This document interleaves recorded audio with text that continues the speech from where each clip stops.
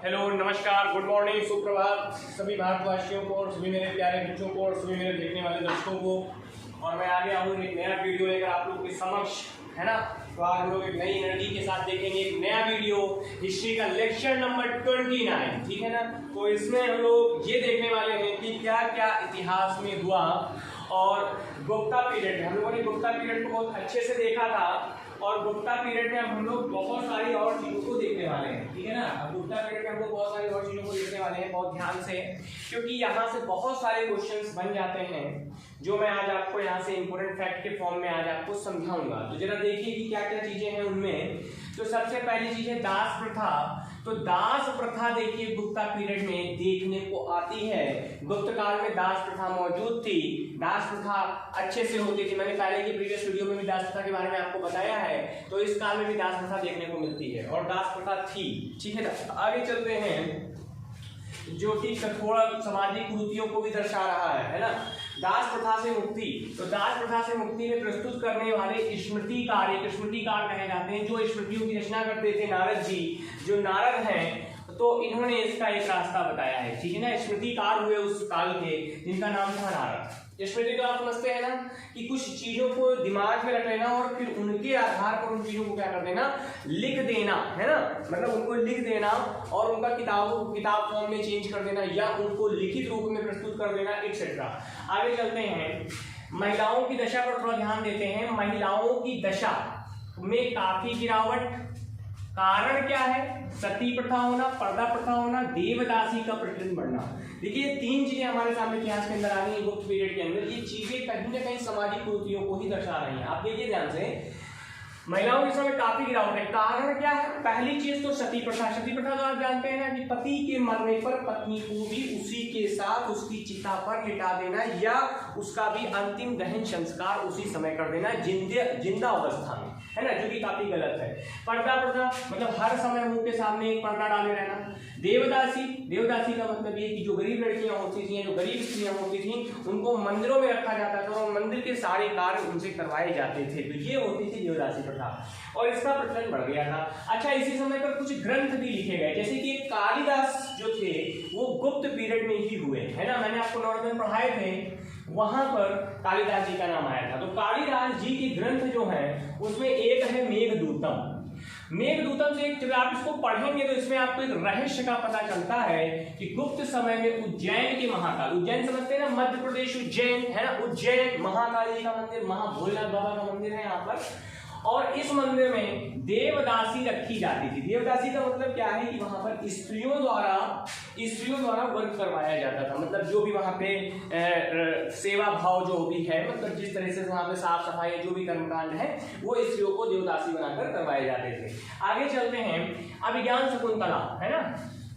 अभिज्ञान शकुंतलम ये भी एक नाटक है, एक तरीके से मैं आपको बता दूं तो इस नाटक में एक चीज का वर्ण है अवगुठन वर्ण का यूज है। ध्यान दीजिएगा, ये जो अवगुठन शब्द है ये पर्दा प्रथा को इंडिकेट करता है। इस शब्द का प्रयोग में ये बताता है ये पर्दा प्रथा को इंडिकेट करता है। तो कभी क्वेश्चन में आ जाए कि अवगुठन वर्ण किस चीज को दर्शाता है, तो ध्यान रखिएगा अवगुठन जो वर्ण है ये पर्दा प्रथा को इंडिकेट कर रहा है, ठीक है ना। आगे चलते हैं, थोड़ा सा और समझने की हम लोग कोशिश करेंगे।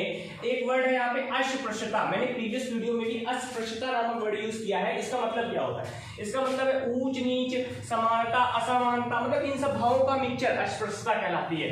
भाव समाज में देखने को मिलता है। आगे चलते हैं, अगर हम इसको स्वर्ण काल का दर्जा देना चाहें, अब सोचिए इतनी सारी कुरीतियां हैं तो क्या हम इसको स्वर्ण काल कहेंगे? नहीं कह सकते, क्योंकि ये सारी कुरीतियां कहीं ना कहीं इसके स्वर्ण काल के ना होने का इंडिकेशन कर रही हैं, प्रमाण दे रही हैं। तो स्वर्ण काल के लिए ये सारी चीजें नहीं होनी चाहिए।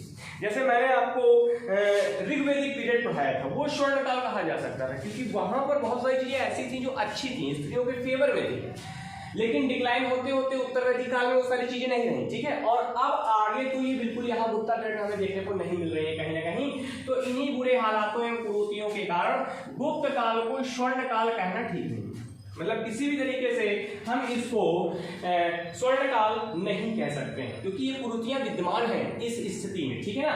आगे चलते हैं, आर्थिक व्यवस्था के ऊपर थोड़ा नजर डालते हैं, क्योंकि आज का जो लेक्चर है उसके अंदर हम लोगों ने समाज और आर्थिक दृष्टियों से ही इसको देखा है, ठीक है ना। अब आर्थिक व्याख्या तो ये है कि हमारा जो आर्थिक समाज का ढांचा हुआ करता था गुप्त पीरियड का, तो उस समय जो व्यापार था वो रोमन साम्राज्य के साथ ज्यादा होता था, ठीक है। लेकिन आगे देखिए क्या होता है, रोमन साम्राज्य का विघटन होने के कारण व्यापार में भारी गिरावट हुई।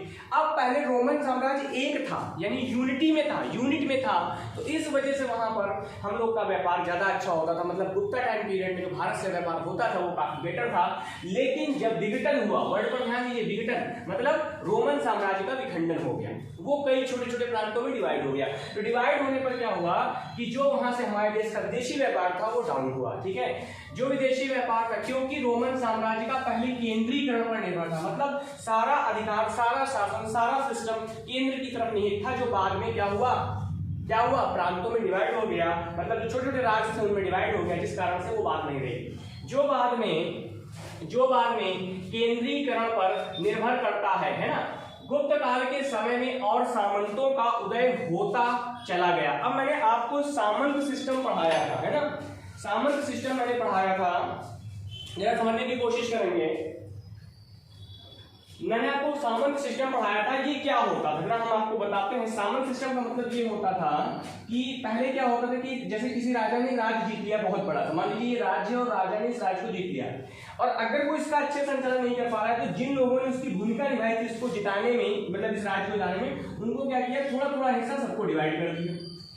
अब ये अपने अपने पार्ट में क्या करेंगे, अपने हिसाब से शासन चलाएंगे। लेकिन होता क्या था कि कभी किसी बाहर आक्रमणकारी द्वारा अगर यहाँ पर किंग को पराजित कर दिया जाता था तो ये सभी अपने आप को क्या करते थे, स्वतंत्र घोषित कर दिया करते थे, मतलब अब इनके ऊपर किसी प्रकार का कोई प्रेशर नहीं रहता था। तो ये सामंतवादी सिस्टम होता था।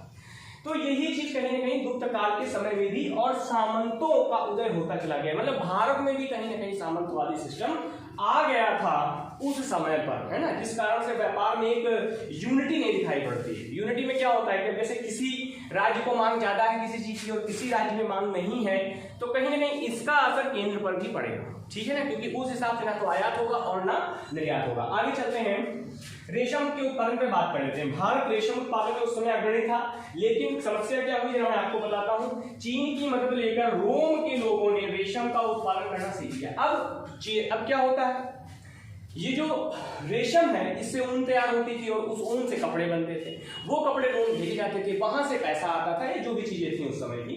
लेकिन हुआ कुछ यूं कि जब चीन की मदद से, मतलब चीन ने देखिए क्या किया, चीन ने रोम के लोगों को वो कपड़ा बनाना सिखा दिया, उसका उत्पादन करना सिखा दिया, तो अब उनको आवश्यकता नहीं रह गई। तो कहीं ना कहीं उन्होंने भारत से अपने व्यापार को क्या कर लिया, डिस्कनेक्ट कर लिया, मतलब अब वो कनेक्ट नहीं रहना चाहते थे, जिसके कारण भारत के निर्यात होने वाले रेशम के कपड़ों के व्यापार में गिरावट आ गई। अब सोचिए जब गिरावट आई तो कहीं व्यापार गिरेगा तो लोग उसको धीमे धीमे छोड़ देंगे, लेफ्ट आउट करेंगे। आगे चलते हैं, भारत में सामंतीकरण, भारत में भी सामंतीकरण है, ऊपर रोम साम्राज्य में भी सामंतीकरण कहीं ना कहीं था और यहाँ पर भी है, का भी बढ़ना, मतलब सब इलाके अपने अपने भागों में ही व्यापार करने लगे थे। अब जिस राज्य को जितना चाहिए था उतना मंगाता था, ये नहीं कि पूरे का एक साथ एक यूनिट में आता था, अब अलग अलग यूनिट के हिसाब से उसका व्यापार शुरू हुआ, जिस कारण व्यापार कमजोर पड़ गया और सीमा में आ गया, मतलब एक लिमिट हो गई उसकी क्या हो गई, लिमिट हो गई। अब लिमिट से ऊपर बिजनेस नहीं जा रहा, ठीक है। आगे चलते हैं, अभी एक वर्ड है वहां पे उद्रंग, ध्यान दीजिएगा, उद्रंग एक वर्ड है। उद्रंग क्या होता था, किसानों पर लगने वाला कर था, मतलब गुप्ता पीरियड में जो कर लगाया जाता था किसानों के ऊपर उसको उद्रंग के नाम से जाना जाता था, ठीक है। उद्रंग किसानों पर लगने वाला एक कर हुआ करता था, ठीक है ना। अब नारद जो स्मृतिकार है उन्होंने भूमि को 3 भागों में बांटना उचित समझा, उन्होंने अपने हिसाब से 3 भागों में बांट दिया। जैसे कि पहला भाग है अर्धखिल। अर्धखिल का मतलब है, मतलब 1 वर्ष तक खेती ना की जा सके, मतलब जिस भूमि में 1 वर्ष तक खेती ना की जा सके उसे अर्धखिल की श्रेणी में रख दिया गया। आगे चलते हैं, अगर हम खिल की बात करें तो खिल का मतलब होता था 3 वर्षों तक खेती ना की जा सके, जिस भूमि में 3 वर्षों तक खेती नहीं की जा सकती है उसको हम लोग खिल भूमि के नाम से अवतरित करते थे उस समय। अच्छा, लास्ट में आती है वन भूमि, तो वन भूमि कम से कम 5 वर्षों तक खेती ना की जा सकी, है ना। मतलब ये सिस्टम और प्रारूप देने वाले जो थे वो नारद जी थे, जिन्होंने भूमि को 3 भागों में बांट दिया था, ठीक है। आगे चलते हैं, एक देखिए स्पेशल पॉइंट में यहाँ लिख रखा है, जहां से क्वेश्चन बन जाते हैं। अमर सिंह ने अमरकोश, ध्यान दीजिएगा, अमरकोश लिखने वाले कौन है, अमर सिंह जी है, ठीक है ना। नामक ग्रंथ लिखा जिसमें निवि धर्म का उल्लेख है। भू स्वामित्व के लिए बताया गया है कि जिसका अर्थ है कि भूमि जिसको भी दान दी मतलब ग्रहिता, और अब उसका भूमि पर अधिकार सदा के लिए होना मतलब सदा के लिए उसी की। इसका मतलब ये है कि अमर सिंह ने अपने प्रमुख ग्रंथ अमरकोश के अंदर निवि धर्म का उल्लेख किया है, जिसका अर्थ ये होता है कि अगर किसी व्यक्ति को भूमि दान दे दी गई मतलब किसी ग्रहिता को भूमि दे दी गई, तो अब हम उससे वापस किसी भी प्रकार से भूमि को नहीं लेंगे, मतलब उससे हथियाएंगे नहीं, किसी भी प्रकार से वो भूमि नहीं लेंगे, वो भूमि उसको हरदम के लिए दे देंगे उसके परिवार को कहीं ना कहीं। तो ये चीज हमें देखने को कहां से मिलती है? अमर सिंह के अमरकोश नामक ग्रंथ से। और ये क्वेश्चन पूछा भी जा चुका है, निवि धर्म का उल्लेख है ना। तो ये छोटी छोटी बातें हैं, यहाँ से क्वेश्चंस बनते हैं और मैं हाईलाइट करता चल रहा हूँ। और अभी भी इसमें बहुत सारी चीजें हैं जो मैं आपको धीमे धीमे विशेषताओं के माध्यम से और कैरेक्टरिस्टिक्स के माध्यम से बताता रहूंगा। तो आप देखिए, आज मैंने काफी चीजों का उल्लेख कर दिया कि गुप्ता पीरियड स्वर्णकाल क्यों नहीं कहा जाता, क्योंकि सती प्रथा, पर्दा प्रथा, देवदासी आदि का प्रचलन था। अभिज्ञान शकुंतल में अंगूठन वर्ण मिलता है जिसका प्रयोग पर्दा प्रथा में, मतलब ये इंपॉर्टेंट फैक्ट है जो आपको ध्यान रखने हैं। रोमन साम्राज्य के विकटन के कारण भारत में व्यापार में कमी आई है ना। आगे चीन की मदद से कहीं ना कहीं रोम के लोगों ने रेशम उत्पादन सीखा, जिससे कि भारत के व्यापार में गिरावट आई। भारत में सामंतीकरण है ना, अलग अलग राज्यों में अलग अलग प्रांतों में उसका बढ़ जाना, केंद्रीकरण का खत्म होना। उसके बाद नारद जी ने यहाँ पर जो उद्रंग वर्ड यूज किया जिसका मतलब कर टैक्स होता था समथिंग है ना। और तीन भूमि, अर्ध हिल और वन भूमि। तो ये मैंने कुछ इंपोर्टेंट फैक्ट बताए, इधर भी मैं आपको फिर से रिपीट कर देता हूँ। अमर सिंह ने अमरकोश नामक एक ग्रंथ की रचना की है जिसके अंदर ये उल्लेख है, निवि धर्म का उल्लेख है। निवि धर्म से बताया गया कि अगर किसी व्यक्ति को भूमि हमने दे दी है तो हम कभी भी उससे वो भूमि वापस नहीं लेंगे। तो इस तरीके से इस लेक्चर नंबर 29 में मैंने काफी कुछ चीजों का वर्णन कर दिया है। ध्यान रखिएगा, कालिदास ने मेघदूतम लिखा था और यहाँ पर नीचे अभिज्ञान शकुंतलम है ना। तो ये दो ग्रंथ भी इस काल पीरियड में देखने को मिलते हैं और कालिदास भी गुप्ता पीरियड से ही आते हैं। तो ठीक है, मैंने आज आपको काफी इंफॉर्मेशन गुप्ता पीरियड कैरेक्टरिस्टिक्स में दे दिया है और ये सीरीज अभी आगे चलती रहेगी। अभी गुप्ता पीरियड में कई विशेषताएं आपको देखने को मिलेंगी जो कि मेरे नेक्स्ट लेक्चर में होंगी। तो अगर ये मेरा वीडियो आपको अच्छा लगा हो तो इसको लाइक करें, शेयर करें, सब्सक्राइब करें और बेल का आइकन जरूर दबा दें, जिससे मेरे इसी तरह के बढ़िया वीडियो मतलब फर्स्ट क्लास वीडियो आपको मिलते रहें। तो फिर मिलेंगे, टिल देन बाय बाय।